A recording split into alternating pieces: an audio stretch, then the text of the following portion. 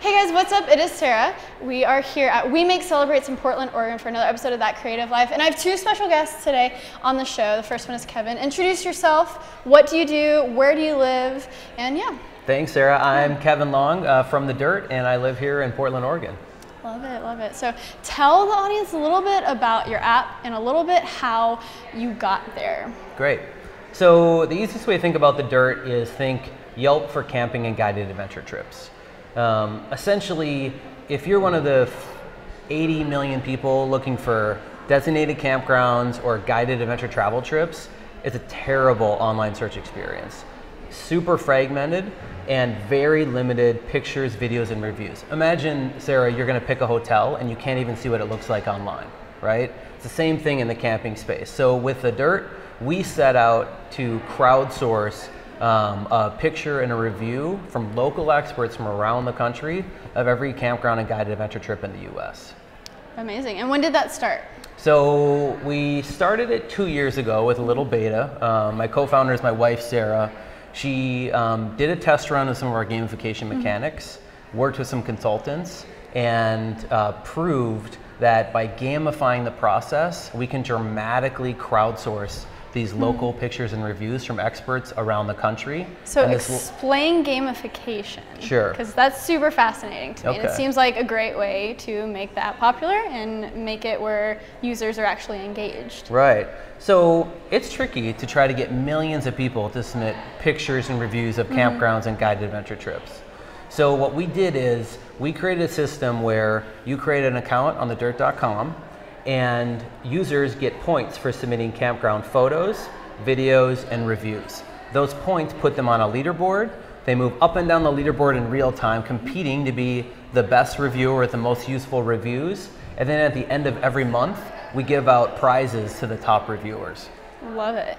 And so what I find super fascinating, well, not fascinating, but anyone who wants to build an app, anyone who wants to build a business, it's solving a problem. I feel like a lot of startups, a lot of businesses right now, they want to develop something just because it's cool. Like that would be hip and happening, but you solved the problem. Talk a little bit about how did you find that need? Was it something in your own life that you were like, I need this, so I'm going to build it and let other people, you know, experience it? Like, how did you get to that point? And kind of talk about the importance of, if you want to build a business, if you want to build an app, anything. Yep. How do you like find that need? Because that's when it's going to be successful. Yeah. Well, I mean, I think first of all, you have to have passion for it, because anyone who knows who've done a startup, they're incredibly painful. You have to work incredibly hard. So we've now been going for 2 years at thedirt.com. And the biggest thing is my wife and I, Sarah, we drive around and literally be writing down in a notebook which campsites are good, because we couldn't remember year after year after year. By doing a little bit of research and asking our fellow friends, fellow campers, this problem was happening with every single person camping. It's incredibly hard to find a campground online, and when you do, it's hard to remember year after year where you went. So our big thing was to figure out, how do we document it? We did it in a two-stage process. One summer, we set up these leaderboards. One leaderboard where users get the points for submitting campground photos and reviews. We had Marmot was the brand sponsor, and users would submit, get their points, move up and down the leaderboard, and the top 10 people at the end of each month each won a $100 gift card from Marmot, right? We set a goal of, we want to get 200 pictures from strangers. So my mom, my friends, that doesn't count, right? Actual strangers finding the site and submitting them.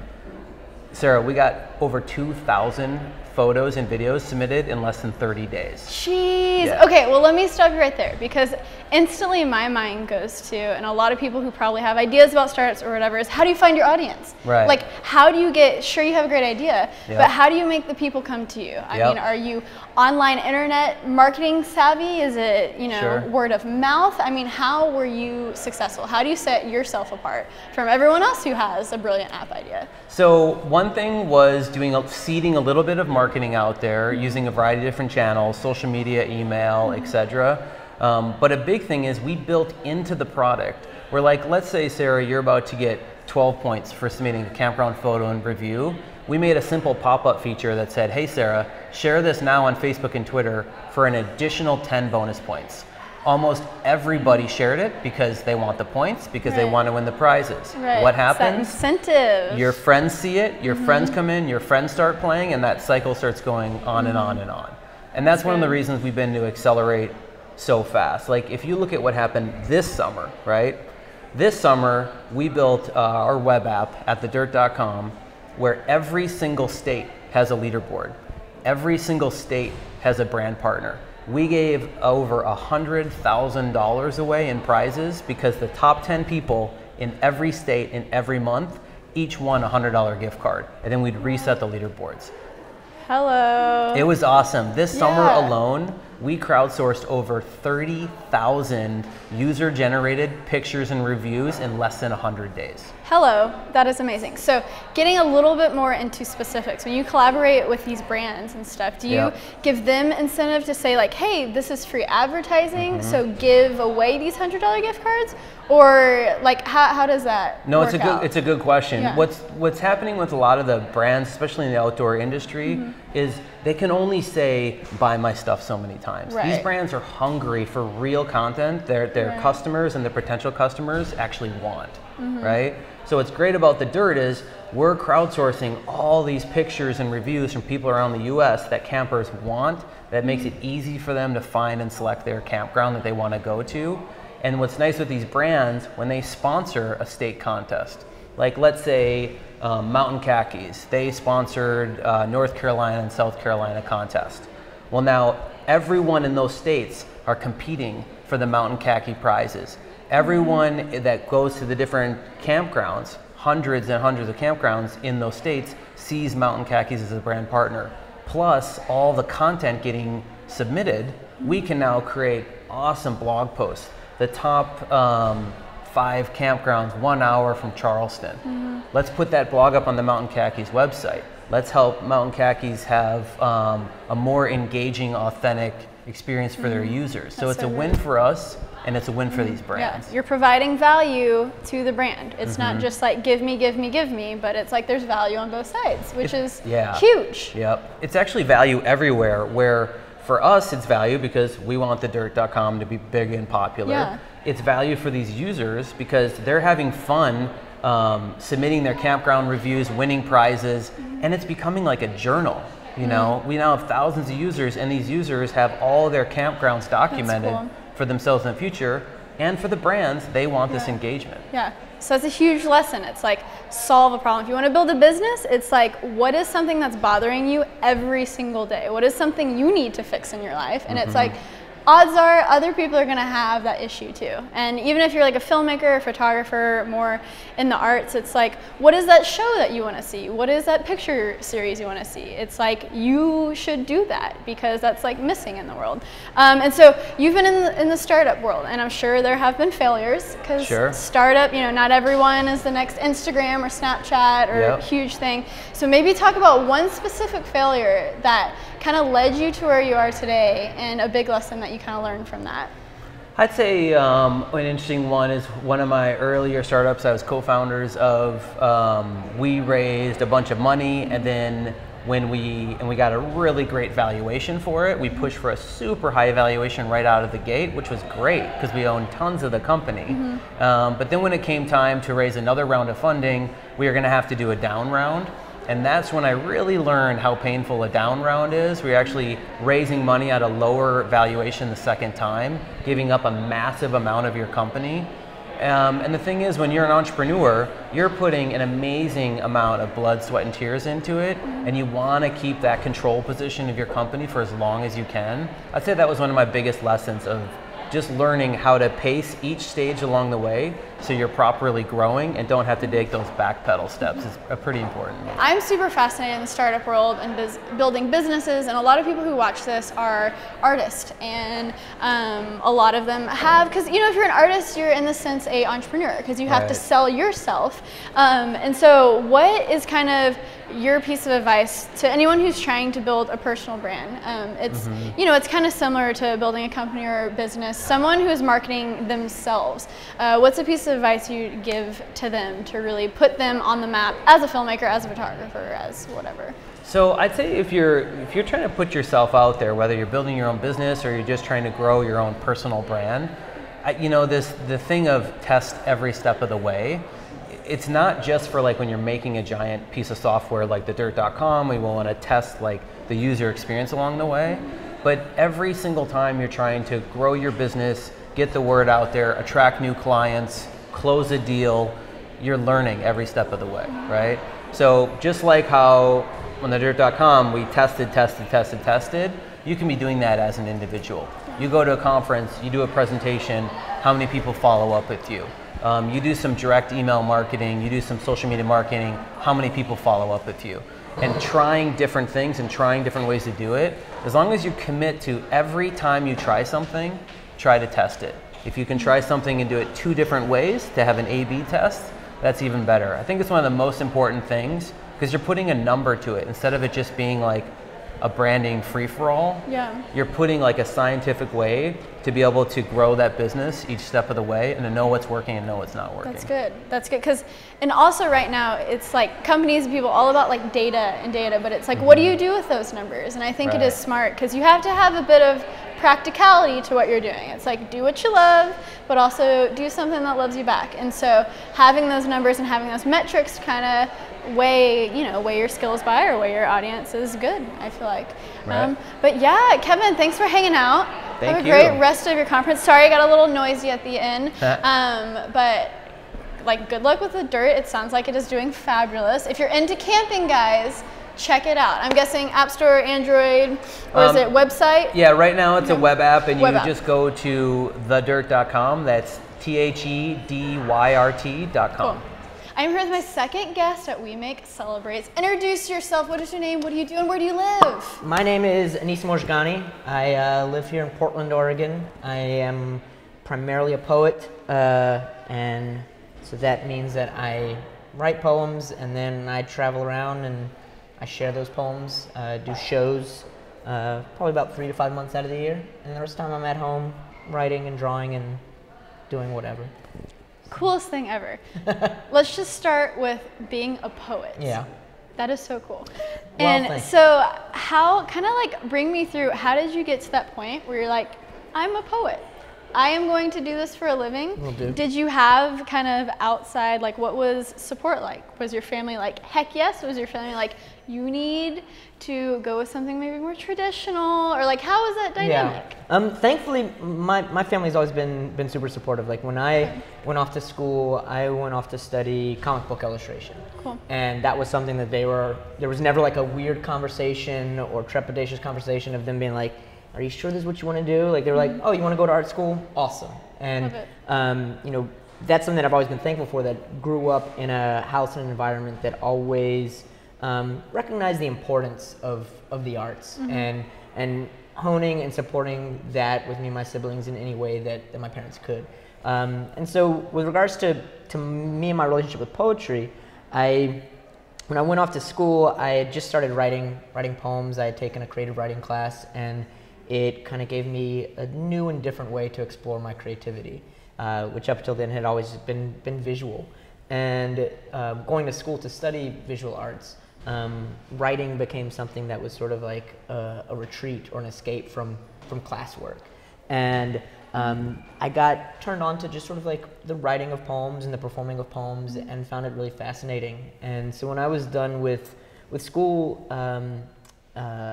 what I was just interested in basically was wondering what my further relationship with writing and performing poems was. And so I just kind of turned myself in that direction and focused on that, and followed that. And over the years that followed that decision, found myself with certain opportunities that led to other opportunities. And then I guess now, about 10.5 years ago, I was I'd been in Portland for maybe like a year, 2 years, and I was working at a coffee shop over on Alberta Street, and working in the catering department of the Oregon Zoo, and had some opportunities to just sort of go to university and do a show. And so I took a step away from those jobs and was like, oh, if I can do this, you know, for a month, then maybe I can do it for 6 months. And if I can do it for 6 months, then I can do it for a year. Like, and why if not? Then keep on going. And so yeah, that was 10.5 years ago. And you're doing pretty well. I eat better as a poet than I ever ate as a barista or a cupcake icer. That is a great quote right there. I love what you said when you're in school. Poetry, writing was kind of your escape. Yeah. And that's kind of something that I've found now that, you know, luckily, gratefully, making videos, doing my internet thing is my job, and it's awesome. But for so long, it was my escape. It was my like safe haven when I was in college, when I was doing school.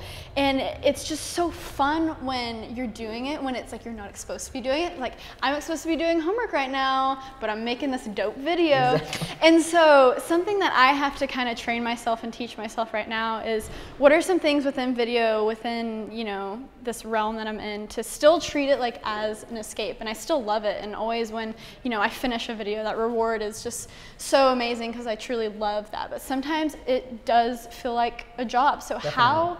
how do you, like, you keep on going back to it kind of like as an escape? How do you, because it's different when it shifts into your job. So how do you keep it fresh? You know, well, the shape of it, thankfully for me, allows for some of that element of a fresh feeling, of element of it staying new and different, simply because like the way that I tend to write is a manner that's pretty based on exploration and discovery. And so it's really rare for me to sit down and like, I'm going to write a poem about fill in the blank.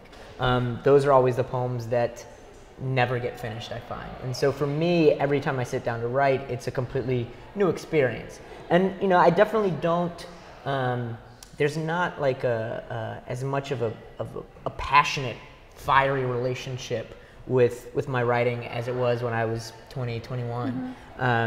But there's a bit more better understanding of how I'm able to interact with that part of my creativity and that part of my process, that I think allows me to make work that is a bit more intriguing and fascinating and true to elements of myself. And so that also helps with that. The other thing that really helps with it is that the work that I do in regards to like paying the rent is largely based on taking that work that I've created and then sharing it with other people.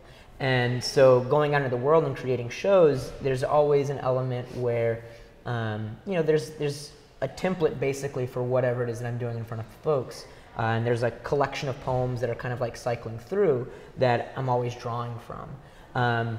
But the show itself and what actually happens on stage is going to be different every time based on where I'm at that evening, what the audience is like, and what our relationship is. So even though I've got these elements and these like kind of ingredients that are like, you know, this flour is not going to change and this sugar is not going to change, but I get to sort of present those to the audience, and together in this space in time and period, we get to make something that is unique to that space. And so that also helps me keep it kind of like new and exploratory.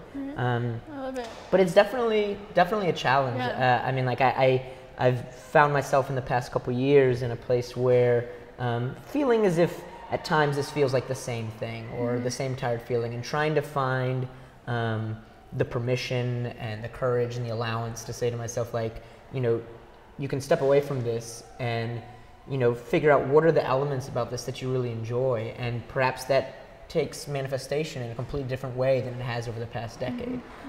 So there's ways in which I'm able to kind of keep it new and keep that relationship exciting. But there's definitely elements where you're like, this is a little too tiring, and Sometimes maybe it's you just time gotta to try something else. Exactly, and shake it up a little bit.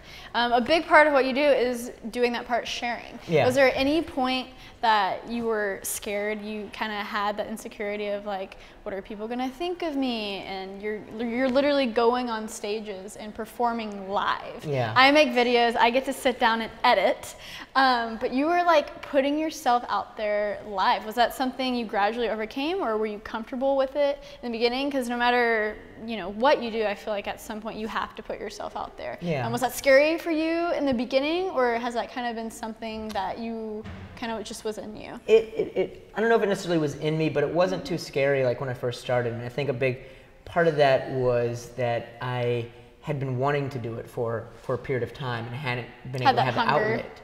Yeah. And so like I didn't grow up being like I was, you know, I think probably like a lot of us, like a mix of being very extroverted and introverted. And you know, I wasn't a kid that really liked having all eyes on me. I wasn't like pumped to do book reports in front of the class. Like I was, you know, outgoing, but I was also pretty bashful. Right. And but for whatever reason, there was something about when I first started learning about the performing of poetry and reading about it and hearing people, you know, like on CD or live in front of me, it was something that somewhere, something inside of me really connected and was really curious and fascinated about exploring that. And there wasn't really much of an outlet at the start of my time in college, like where I was able to kind of like explore that. So like, you know, I was filled with writing poems that time. I just loved writing. And so I would write these poems and then just sort of like read them aloud in my bathroom, you know, like while my roommate was gone or while he was asleep. And then finally there was like, you know, little spaces and opportunities to kind of like start reading those poems to audiences. And when those sprung up, I, you know, found myself in a place where, you know, the hunger and the excitement and the desire to read totally overrode any like fear factor. And so by and large, I've been thankful that, you know, that my fear largely is constantly playing catch up. Right. Well, and that's when you know you found something that you truly love and something that you're hungry for, is like nothing else matters. You just have to do that. Exactly. Like you have to, you know, take that picture or do the video, or in your case, read that poem or something. It's like, that's when you know. It's like nothing else matters. And there's definitely like, you know, times and situations where that has changed and been in flux. Like, you know, that, you know, if I'm sharing work in an environment or to an audience that is not my usual one, then there's like a little bit of nervousness, maybe sometimes a little bit of trepidation. Or if it's like a very new poem or something that I'm sort of, you know, exploring a part of my vulnerability that I haven't shared in the past, you know, that definitely becomes a little bit like, all right, I gotta like overcome this thing. And there's definitely like, you know, how I perform my work now is very different than how I perform my work 5 years ago, 10 years ago, 15 years ago. And a lot of how I perform now has come with, you know, I feel that I felt comfortable before, but there was still definitely like certain walls that I was trying to traverse. And the time has sort of like allowed me to kind of like just be more present and more comfortable on stage. Right. And, you know, even in the times when I'm not necessarily comfortable on stage, being kind of comfortable with that discomfort. Right. And so that's definitely been a process. Love it. Last question. It's kind of a selfish one. It's for me, but I'm sure a lot of people out there are curious about, again, kind of public speaking and stuff, because I'm getting more into talks and things. So what is your one, probably the best helpful piece of advice that someone else is giving you, or you just learned along the way, of standing in front of a group of people, hundreds of people, because you've given TED Talks. He's legit, guys. He's legit. I mean, what is maybe just like one chunk of practical advice that you could give me or anyone out there who is curious about public speaking? Yeah. You know, like, I think like the two things that help me sometimes come back to is that like at some point, you know, you get on stage and at some point you'll come off the stage. Like, it's not like, oh, I got to stand up here forever. You know, like, this is it. I get to, like, if this is uncomfortable, it doesn't matter. I'm here for eternity. Right. You know, so it's going to pass. And the other thing is that, like, I've found that largely any of the fears that we have about speaking in front of people, none of those are things that come to pass. Whatever we fear is going to happen, it largely will not happen. And even if just sort of like a taste of it does, whatever that fear is not going to pretty much come from anybody in the audience. And you know, most people in an audience are either in the same place you are about being like feeling kind of hesitant or strange about standing in front of people, or they're really curious and they're there for a reason. Like they want to hear whatever it is that a person has to give to them. And so I tend to remind myself of those elements. You know, if ever there's a time where I'm like, oh man, how do I do this? And it's like, well, I only got to be up there for like this period of time, right? And then I got to go back. You're to confident in your doing. skills, confident in your ability, and just do it awesome. Well, thanks for sitting down and chatting with me. Well, thank you for we had a having me, Sarah. great like variety of people. I just talked to another guy, Kevin, who makes a outdoor exploring like campgrounds app. Ooh. And then we talked to Anise, the amazing poet, speaker, creative, illustrator, book maker extraordinaire. So thank you. Thank you. So thank you. Thanks for tuning in for another episode of That Creative Life. And make sure to check out the last episode. It was Chase Jarvis. Go check it out now. Ira Glass talks about the creative gap, which is the distance between what you can see in your mind and what you can actually make. And as a beginner, that gap is really wide. And you're like, oh, I see this perfect, it's gonna be beautiful. And then you take a look at the back of the camera and you're like, damn, I couldn't quite get there. I missed. And then over time, and as you master your craft,